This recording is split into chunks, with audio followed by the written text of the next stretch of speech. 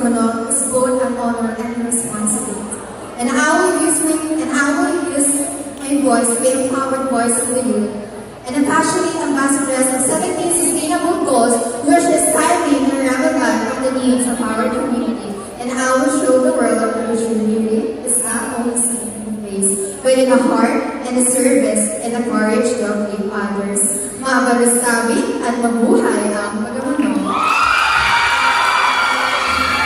Thank you, candidate number 5. Next candidate, to have her speech. Again, the question is, why should you be the next Miss Bagamanong? I should be the next Miss Bagamanong simply because I am ready. I carry not only my dream, but the courage to step up and turn that courage into a purpose. Because even if I am only a 17-year-old girl who is still a minor, I believe that age does not measure in women's capability. Because even my minor steps can make a major difference. Thank you. Thank you so much, candidate number 13. And now let's have candidate number 3.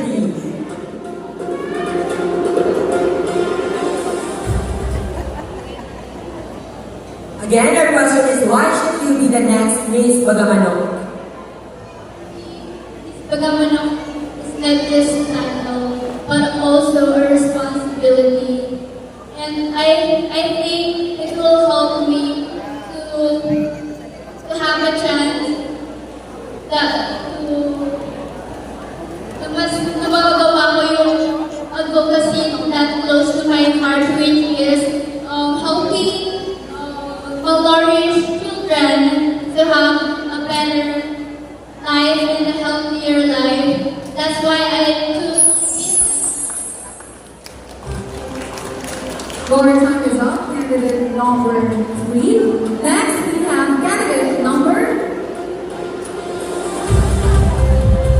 12.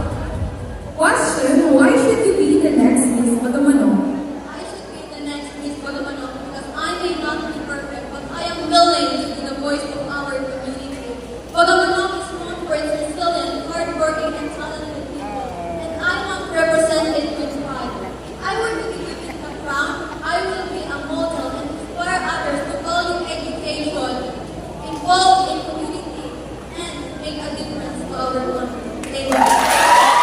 Thank you so much, candidate number 12. And now let's move forward to our candidate number 4. Why should you be the next Miss Bagamanong?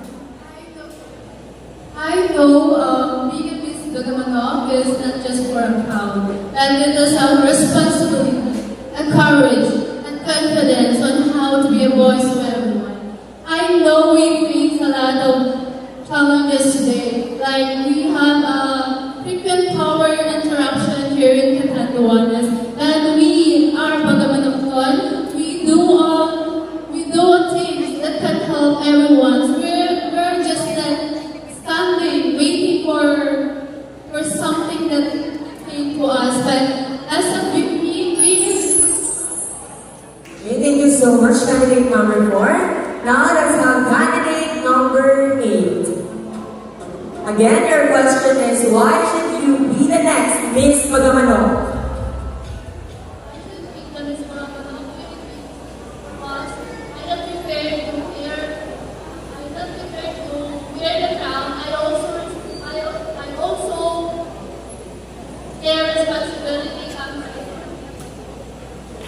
Thank you so much. Candidate number 8. Up next, we have candidate number 6.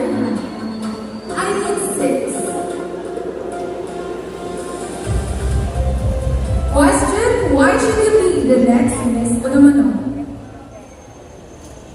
I should be the next Miss Bagamanong because I will not just wear the crown. I will make Bagamanong shine again. And as a authentic ambassador, I will promote our tourism because our municipality is rich in tourist spots, and I will give them a bigger platform and earn respect to these people. so much, candidate number 6. And now, last but not the least, candidate number 14. Again, why should you be the next Miss Bagamanok?